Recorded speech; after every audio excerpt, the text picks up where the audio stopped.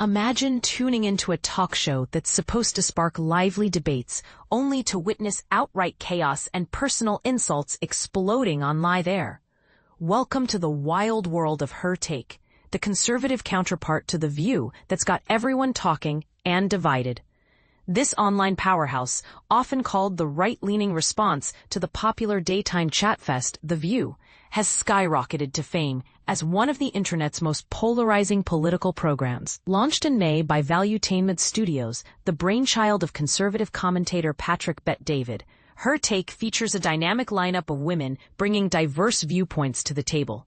Think fiery exchanges on hot-button issues like foreign policy and cultural clashes, hosted by right-wing YouTuber Amy Dangerfield, ex-Democratic National Committee fundraiser Lindy Li, and the bold progressive Ana Kasparian. Bet-David himself hyped it up in a launch statement, saying it fills a gap in media by amplifying women's voices that resonate with real-life beliefs and perspectives, something essential in today's divided landscape.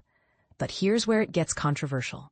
What started as promises of engaging, no-holds-barred discussions quickly spiraled into jaw-dropping meltdowns that have viewers hooked and critics fuming. And this is the part most people miss. These blow-ups aren't just entertainment. They mirror the raw tensions in American politics, where personal biases often overshadow policy talks. One of the most unforgettable exits happened just last month when fitness icon and original co-host Jillian Michaels dramatically walked off the set mid-broadcast. During a heated segment about conservative activist Charlie Kirk and U.S. support for Israel, things boiled over.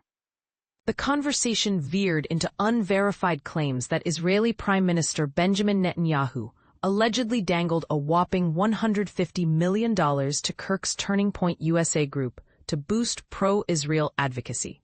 Michaels, clearly fed up, challenged her co-hosts for evidence, snapping at Li, "Show me the proof of that massive offer from Netanyahu. It's not just lacking, it's the complete opposite of reality." As the argument escalated, Kasparian interrupted sharply, yelling for everyone to let her finish her point.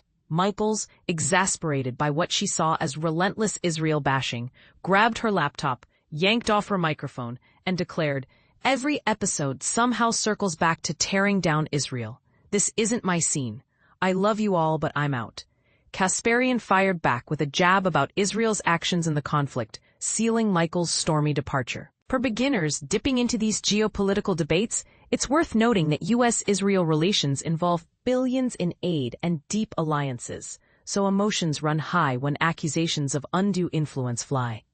Since then, Michaels has been swapped out for male conservative voice Will Witt, shifting the show's dynamic in unexpected ways.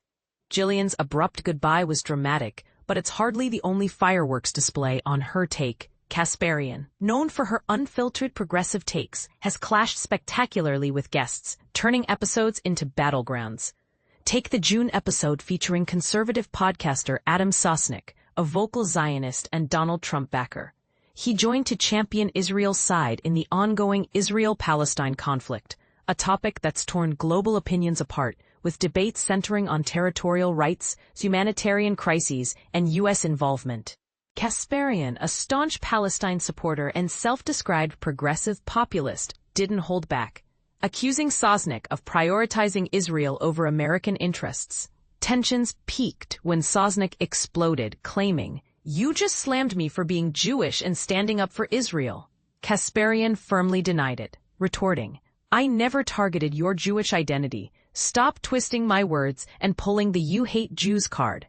Undeterred, Sosnick pivoted to a sexist attack, mocking her as the kind of woman who yaps endlessly and turns men off, even taking a cheap shot at her husband. He must be pretty passive. No strong guy could handle this. He then flipped the script, labeling Kasparian, who's of Armenian heritage, as Armenia first in her loyalties. Shocked, she hit back with, "Are you seriously that clueless?" The bickering dragged on for a full 20 minutes before Sosnick lost it completely, reaching into his pocket and lobbing a tampon at her. "You look all worked up," he sneered. "So here's a tissue if you need it, or a tampon in case things get too emotional." For those new to these kinds of exchanges, this incident highlights how debates on identity and foreign policy can devolve into personal, gendered insults, often amplifying online backlash. Kasparian kept her cool, responding, "Your childish tactics won't throw me off. Let's stick to the real facts here." Though it happened months ago, the clip blew up on social media over the weekend, igniting a firestorm of reactions. One viewer slammed, "This guy's so lame, carrying a tampon just for a weak punchline. Total cringe from these wannabe tough guys." Another piled on, "He probably thinks women can't be funny, then pulls stunts like this. Embarrassing." A third tied it to broader politics. Zionist and sexist Adam Sosnick chucks a tampon at Anna amid their meltdown. The pro-Israel crowd's narrative is crumbling. We're gaining ground. Free Palestine and put America first by cutting aid to Israel. Kasparian later reflected on X, once Twitter, framing it positively. "I argued against pushing for regime change in Iran, and Adam's response? Tossing a tampon my way. His silly move backfired, making him look foolish while rallying support from my side. That's the real win." Sosnick, by the way, co-hosts the PBD podcast with Patrick Bet-David, whose own controversies, like charging $48,000 for a 1-hour FaceTime chat with fans, have kept him in the headlines, showing how these influencers blur lines between activism and entrepreneurship. The drama didn't stop there. Last month, Kasparian unleashed on former Democratic Senator Kyrsten Sinema during a discussion about potential U.S. military action against Venezuela, a South American nation facing economic turmoil and political upheaval, where intervention debates often spark fears of endless wars like those in Iraq or Afghanistan. When Sinema tried to brush it off, waving her hand and saying, "This isn't worth our time, let's skip it," Kasparian erupted, "Oh my God. That's the most detached thing I've ever heard." Sinema doubled down, dismissing the panel as just 5 women on a podcast yapping about war. That set off Kasparian and Li, who shouted over her, "It absolutely matters. We're Americans in a democracy, debating policies that affect us all, Kyrsten." Kasparian hammered home, "Public opinion counts, whether we agree or not. We have every right to talk about. If you think otherwise, maybe that's why your Senate run was such a mess." Li chimed in supportively, leaving Sinema visibly annoyed, sighing and rolling her eyes. This clash underscores a bigger controversy. Do everyday voices on shows like this truly influence policy, or are they just noise to politicians?